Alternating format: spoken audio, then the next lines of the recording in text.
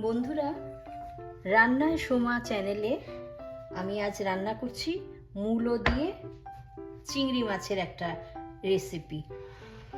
খুব সিম্পল, কিন্তু খেতে ভীষণ ভালো হয়। তো আমি এখানে মূলোগুলিকে ধুয়ে নিয়েছি।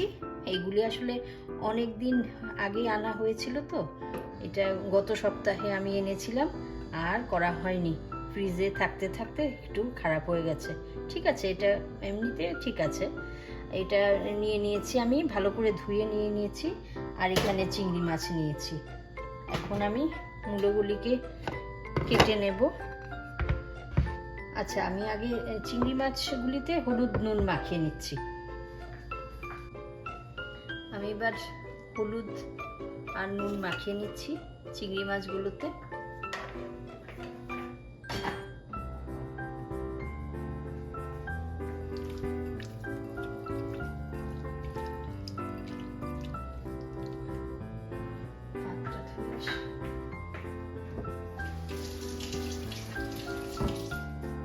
আমি এখন মূলোগুলিকে কেটে নিচ্ছি। মূলোগুলি কেটে নিই ভালো করে।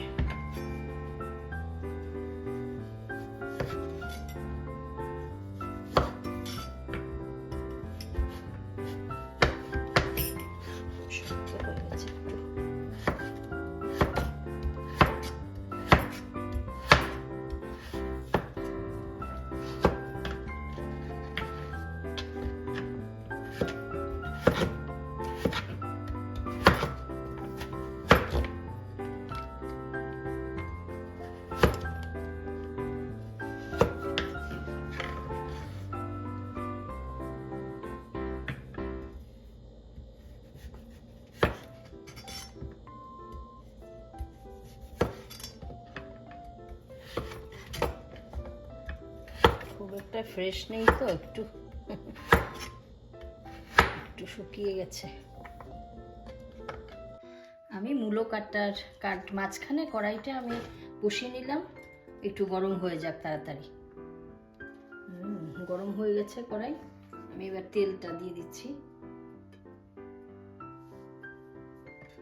এটার একটা সমস্যা হলো কি, এটা অন্য এক সাইডে চলে যায় তেলটা।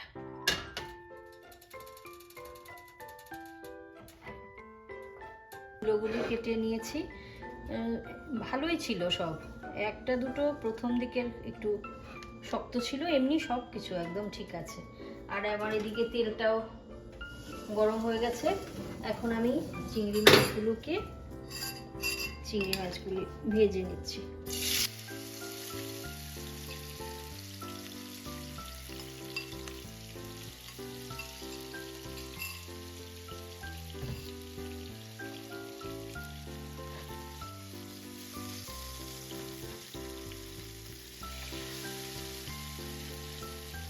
চিংড়ি মাছ খুব একটা বেশি ভাজবো না।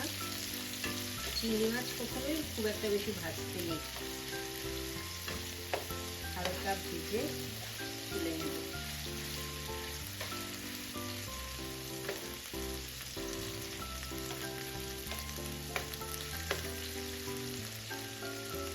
চিংড়ি মাছ ভাজা আমার হয়ে গেছে, আমি এবার তুলে নিচ্ছি।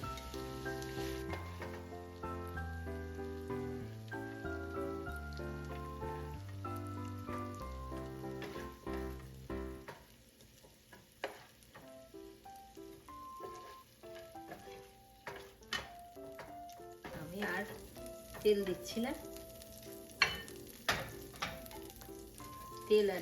আমি। হ্যাঁ, এই তেলের মধ্যেই আমি একটা শুকনো লঙ্কা নিয়েছি, আর জিরে ফোড়ন দিচ্ছি।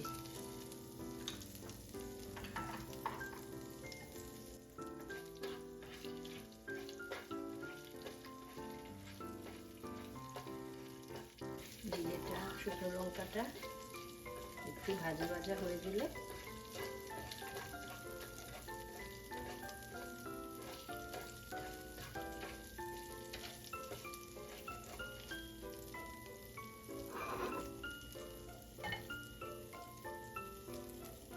হয়ে গেছে। আমি এখন মূলোটা দিয়ে দিচ্ছি।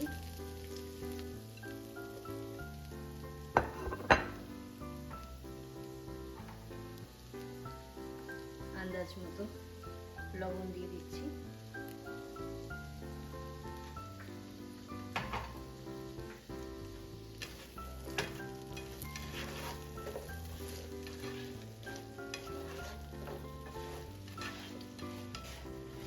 এই রান্নাটা খুব সিম্পল। আমি পেঁয়াজ কিচ্ছু আমি ইউজ করছি না একদম। এখন আমি একটু ঢাকা দিয়ে দিচ্ছি। আর এই ফাঁকে আমি আরেকটা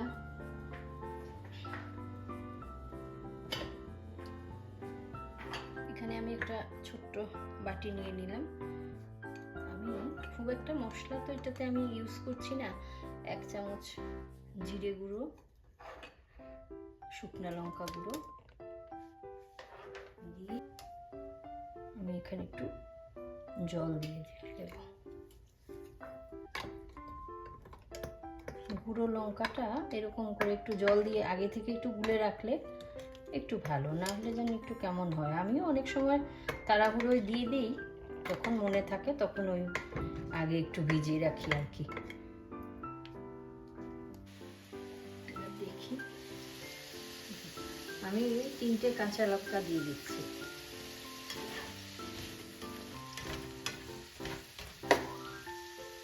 একটু সেদ্ধ হবে, ঢাকা বন্ধ করে দিই। দেখি এবার কত টাকা হয়েছে।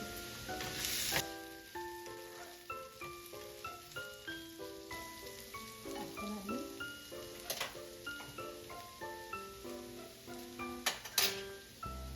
এখানে যে মশলাটা রেডি করেছিলাম এটা দিয়ে দিচ্ছি।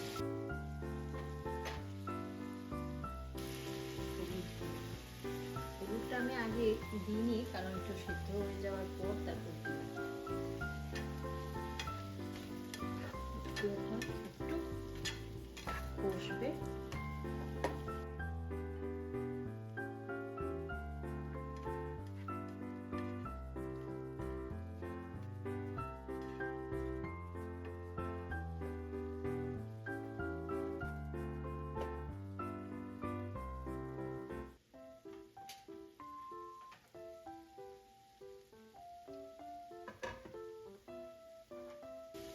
চিংড়ি মাছগুলি দিয়ে দিচ্ছি।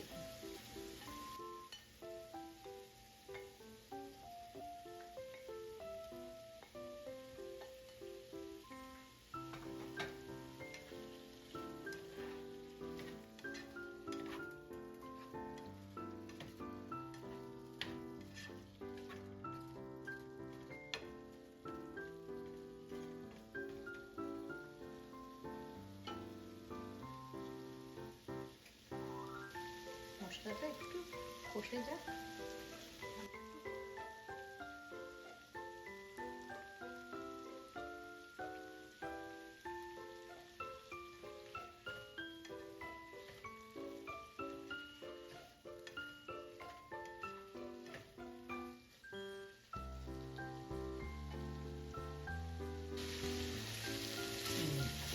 মশলাটা কষে গেছে, এবার আমি এটাতে আমি জল দিয়ে দিচ্ছি। একটু ঝোলঝোলই থাকবে, একেবারে শুকনো শুকনো হবে না, হালকা ঝোল থাকবে। আমি আবার এটা আর একটু সিদ্ধ হবে, মাছটা সহ ঢাকা বন্ধ করে দিলাম। এবার দেখি এটা, হ্যাঁ একদম রেডি, বাস হয়ে গেছে। আশা করি খেতেও ভালোই লাগবে। আমি এই বাটিটার মধ্যে ঢেলে নিচ্ছি। এটা আমি চিংড়ি মাছটা ভেজে রেখেছিলাম।